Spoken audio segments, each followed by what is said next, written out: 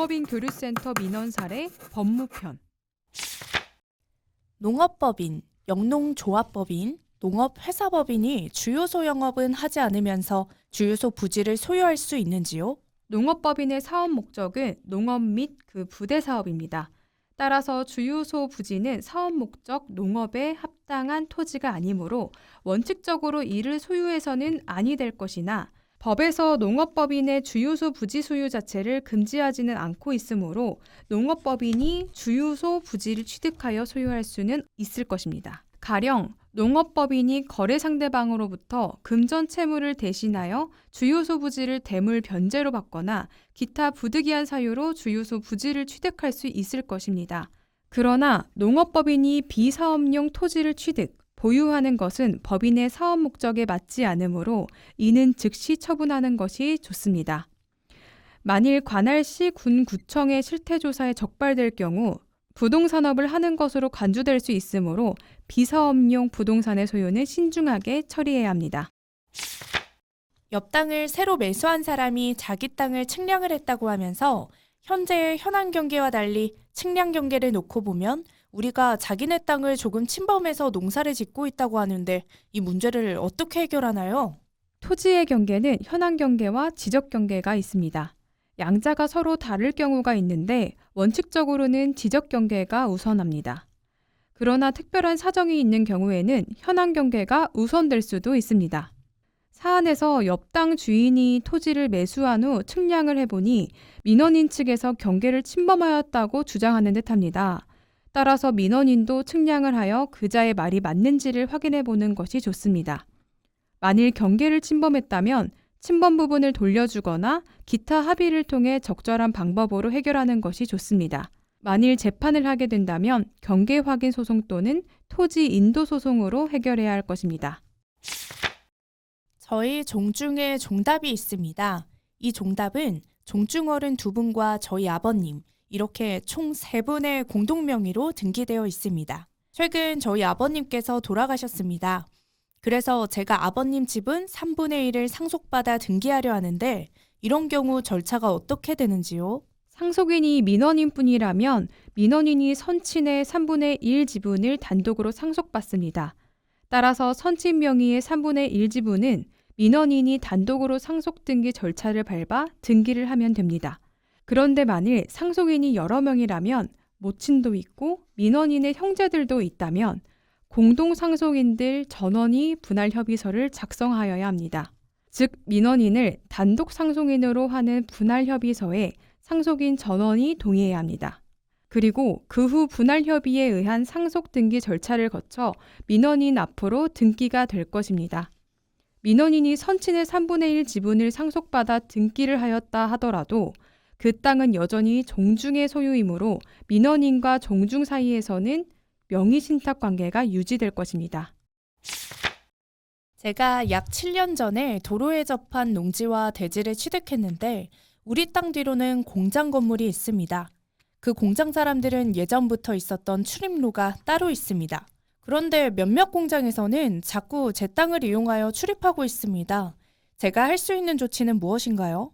우리 땅이 지적도상 도로가 아닌 단순한 농지, 대지라면 타인의 출입을 금지한다는 표지도 설치하고 또한 펜스를 치는 등 토지 출입을 금할 필요가 있습니다. 또한 공장 측과 토지 사용에 대한 협의를 하되 정당한 사용료를 받고 토지 출입을 허가할 수도 있을 것입니다. 공장 사람들이 민원인의 사유지를 허락도 받지 않고 출입하는 것에 대해서는 민원인이 단호하게 출입 금지를 조치할 수 있습니다. 그러나 만일 민원인이 취득한 땅이 예전부터 출입로로 이용된 땅이라면 출입로로 제공해야 될 수도 있을 것입니다. 제 묘목을 훼손한 자를 경찰서에 죄물손괴로 고소했는데 증거 불충분으로 무혐의 처분이 났습니다. 그 사람이 제 묘목을 훼손한 것이 분명한데 증인이 없고 그 사람이 잡았더니 경찰이 무혐의 처분을 한 것 같습니다. 저는 어떻게 해야 할까요? 경찰의 무혐의 처분, 불송치 결정에 대해서는 그 경찰서에 이의 신청을 할 수 있습니다.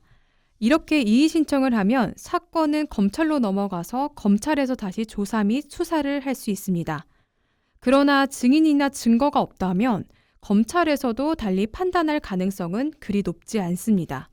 따라서 농작물 훼손에 대한 증거 확보가 중요하며 만일 증거를 확보할 수 있다면 어쩔 수 없이 무혐의 처분을 받아들여야 할 것입니다. 만일 증거가 있거나 기타 혐의가 인정될 경우에는 형사처벌은 물론 민사손해배상 책임도 발생할 것입니다. 우리 마을 8가구가 어떤 유통상에게 농산물, 배추를 공급했는데 총 2천만 원가량의 농산물 대금을 못 받고 있습니다. 유통상은 말로는 준다고 하는데 계속 대금 지급을 미루고 있습니다. 이 경우 어떻게 해야 하나요?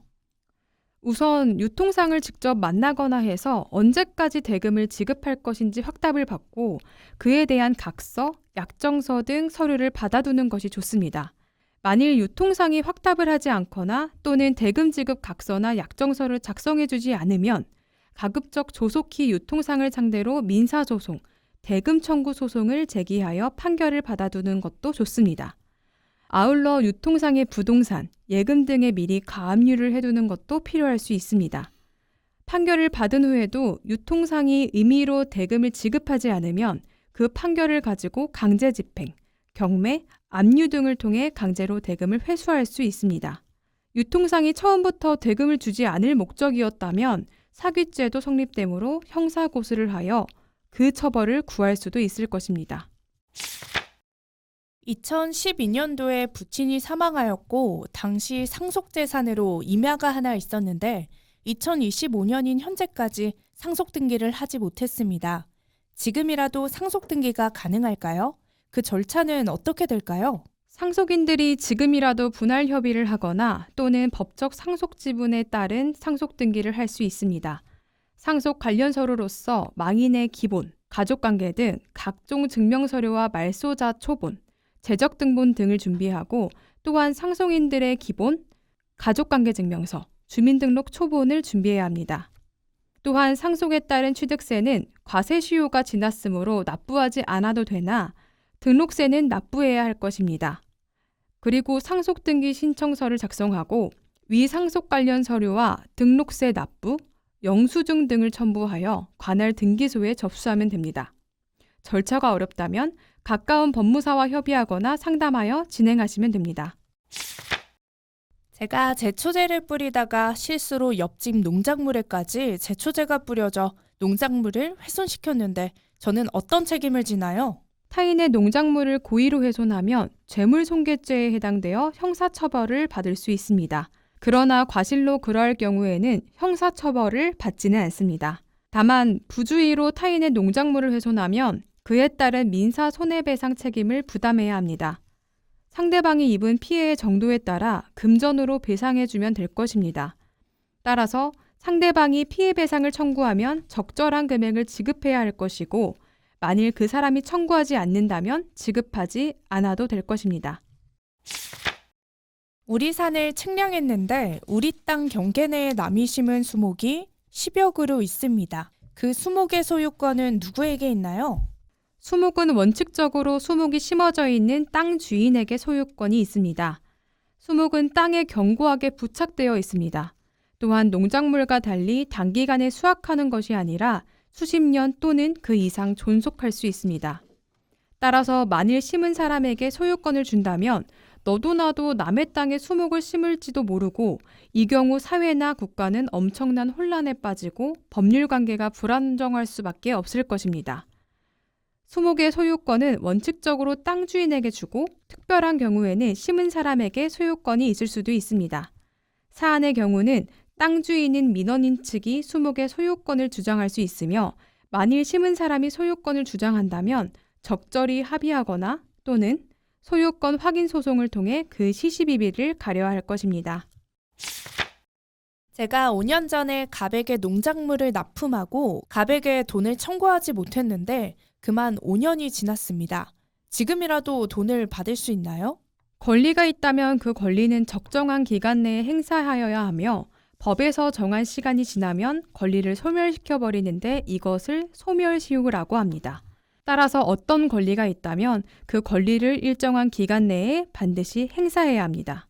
권리 위에 잠자고 있는 자는 보호할 필요가 없고 또한 오랜 기간 권리를 행사하지 않는다면 그 사실상의 상태를 존중할 필요도 있습니다. 농산물 대금은 생산자가 공급한 물건에 관한 채권으로서 권리 발생 후 3년의 기간 내에 이를 행사해야 합니다. 그런데 5년 후에 그 권리를 행사할 경우 상대방이 소멸시효를 주장하면서 돈을 못 주겠다고 하면 법적으로 받아낼 방법이 없습니다. 따라서 권리가 있다면 적정한 기간 내에 내용 증명, 청구, 가압류, 소송 등 권리를 행사하여 권리가 소멸되는 일이 없도록 해야 할 것입니다. 제가 500평 농지를 5천만 원 샀는데 실제 측량해보니 480평입니다. 20평 부족한 부분은 어떻게 되나요? 매매 당사자가 매매 토지를 특정한 후 매매 가격을 정하는 이른바 필지 매매의 경우에는 설령 등기부상의 평수보다 실제 평수가 적다고 하더라도 부족한 20평의 대금 반환 청구가 인정되지 않습니다. 반면 일정한 면적을 중요 요소로 파악하여 거래하는 이른바 수량 지정 매매에서는 20평에 해당하는 대금의 반환 청구가 가능할 수 있습니다. 따라서 해당 거래가 필지 매매인지 수량 지정 매매인지를 따져 전자라면 반환 청구가 안 되고 후자라면 반환 청구가 가능할 것입니다. 저는 25년 전에 양돈 축사를 사서 현재까지 운영하고 있습니다. 최근 옆집에서 자기네 땅을 측량했는데 우리 축사 끝부분이 옆집 경계를 침범한 것으로 나왔고 그 집에서는 우리 보고 축사 끝부분을 허물라고 합니다. 우리가 침범 부분을 허물어야 하나요? 민법 제245조는 점유 취득 시효를 규정합니다. 소유의 의사로 평온 공연하게 부동산을 20년 이상 점유한 경우 등기함으로써 그 부동산의 소유권을 취득할 수 있다는 내용입니다. 따라서 25년 전에 우리 측이 양돈 축사를 매수하여 운영해왔다면 처음부터 소유의 의사로 그 축사와 축사 부지를 점유하였을 것이고 그 기간이 20년이 넘었으므로 진정한 권리를 따지지 않고 우리 측이 점유한 축사 및 부지의 소유권을 주장할 수 있는 권리가 있습니다. 다만 등기함으로써 소유권을 취득함으로 침범 부분에 대하여 분할한 후 그 부분을 민원인 앞으로 등기해야 합니다. 결국 25년이 지난 후 옆집에서 경계 측량을 한 후 우리 측 축사의 침범 부분을 내놓으라고 하면 우리 측은 점유 취득 시효를 주장하면서 오히려 그 부분에 대한 권리를 주장할 수 있을 것입니다. 농업인 교류센터는 농림축산식품부와 농업인 단체가 함께 농업인에게 필요한 전문 지식을 법률, 세무, 보험, 노무 등 농업에 관련한 제반 사안에 대한 양질의 자문 서비스를 제공하여 농업인들이 애로와 고충을 함께 해결해주는 곳입니다.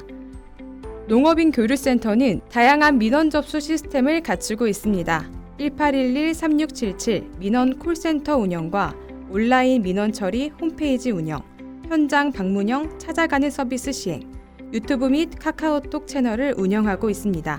농업인 교류센터 많은 이용 부탁드려요.